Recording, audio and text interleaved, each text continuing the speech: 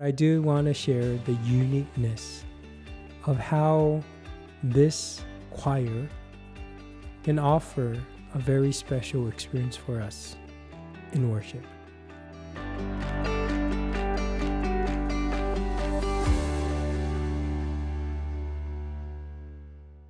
Welcome to Bridge Builders, where we connect church lingo and culture with our faith, hoping this will help us grow in our understanding to live out our purpose. My name is Sung Soo Jun, and you can call me RJ. I'm really grateful that you're here, and I would like to ask you to subscribe and like this video if this helps you and really connects the lingo and connects us to understand our faith in a different way.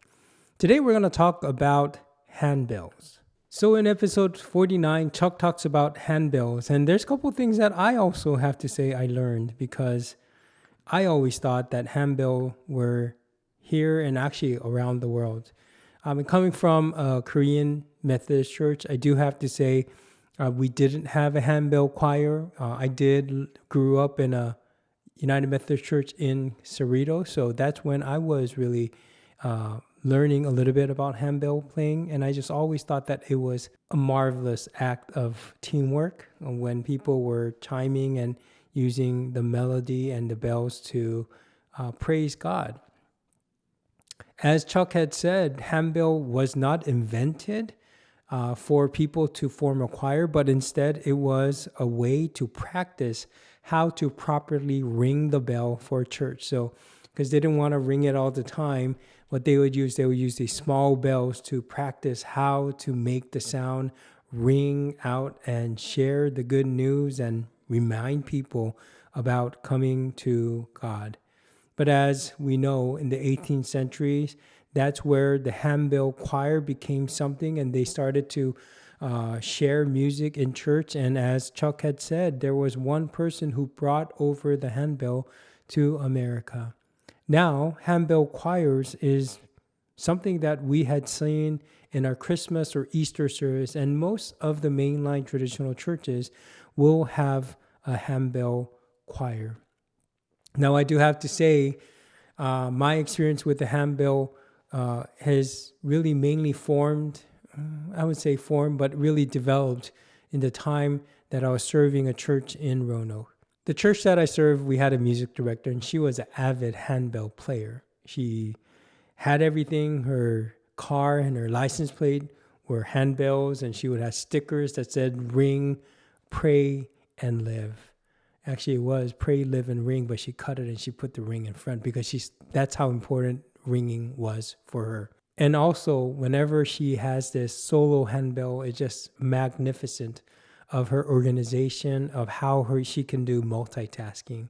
So if you haven't seen a solo handbell player, I'm going to see if I can get a clip, and so you can see how she just rings everything and goes in and out.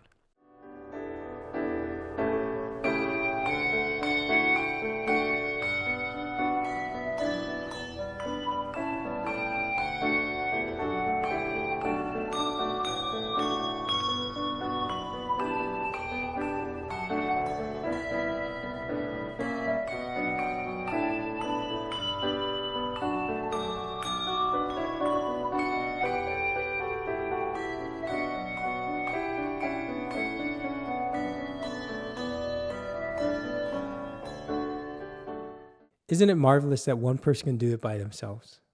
But the beauty of handbell is when it is done as a team. Handbell is a very low entry instrument. Of course, if you go in, there's going to be all these techniques that you'll have to learn how to ring it all and make the sounding go on. But besides all that, anyone can be part of a handbell choir.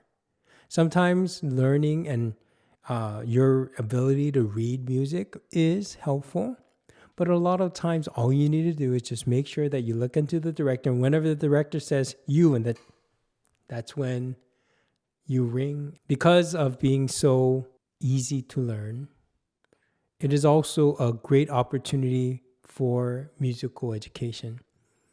So if you had a children's ministry, handbell would be a place where the children will be learning how to play the handbell with a team. And it is a team building experience that continues on starting from preschool all the way to elementary. And you'll see youth who, by the time they are in that choir for 10 years, they will make a beautiful song.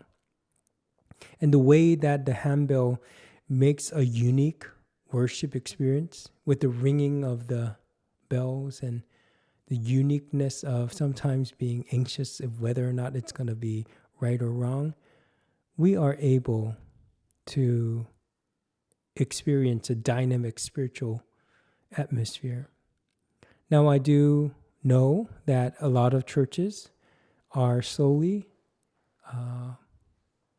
losing the energy and the experience of having a handbell choir.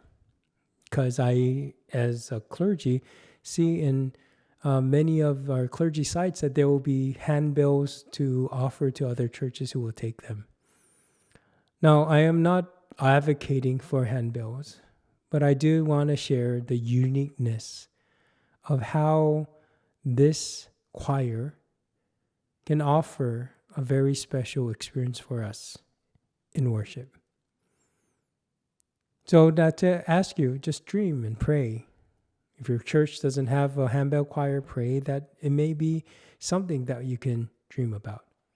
If your church has a dwindling handbell choir, this may be a call that you go to your pastor, go to your music director, and see if you can be part of that handbell choir. Whatever form it is, I believe we are all making this worship offered to God as one body. I hope this helped of understanding some of the things about handbell and why I truly appreciate handbells. And if you like this video, please subscribe and like and even comment. And let us know what you think. Thank you.